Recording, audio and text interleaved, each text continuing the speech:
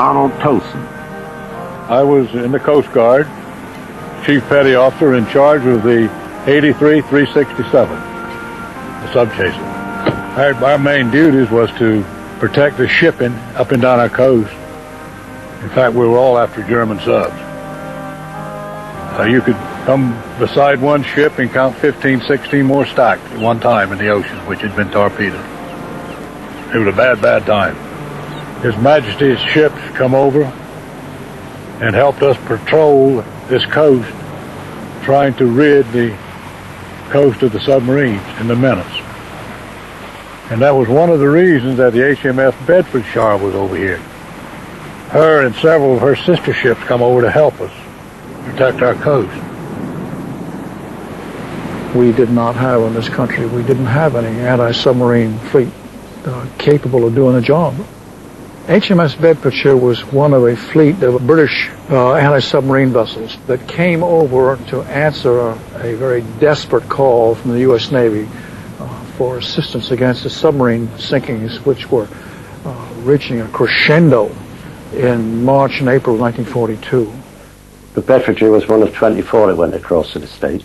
We sailed down to Norfolk, Virginia, then down to Morehead City, which was our base. And we worked from there, convoying, escorting, then patrolling. In May 1942, HMS Bedfordshire was U-boat hunting off Ocracoke when tragedy struck. That night, on May the 11th, we were tied up to the dock at the Coast Guard station. It was an awful boom. It shook the island. And just a minute or two later, there were another one. And that what got my curiosity up to come over here the next morning and look and see if I could find out what happened or see what was along the shore or what have you.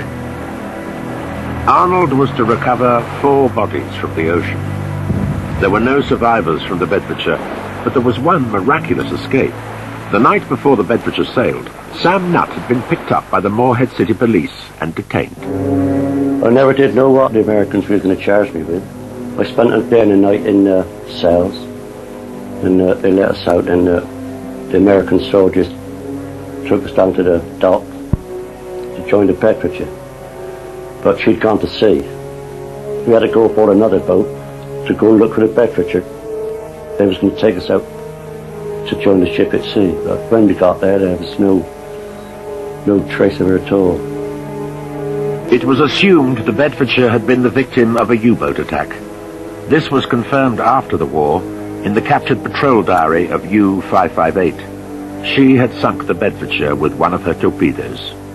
There's a tremendous outburst of compassion on the part of the local citizenry hereabouts. These residents of this rather isolated island, they all recognize the fact that these chaps had given their lives in defense of, in effect, the United States at the time, and they are the ones who suddenly take this to heart and say, we're going to take care of it. They did, and they continue to do so. The residents of Ocracoke created this corner of a Carolinian field that is forever England. It's a measure of the deep affection felt by a small American community for the crew of an obscure little ship that became a casualty of the U-boat war far from home.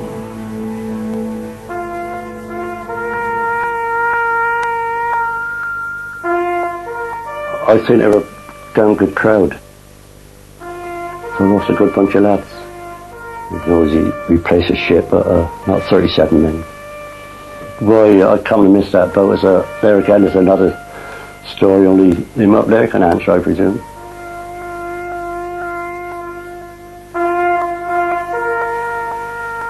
The Bedfordshire's loss was not in vain.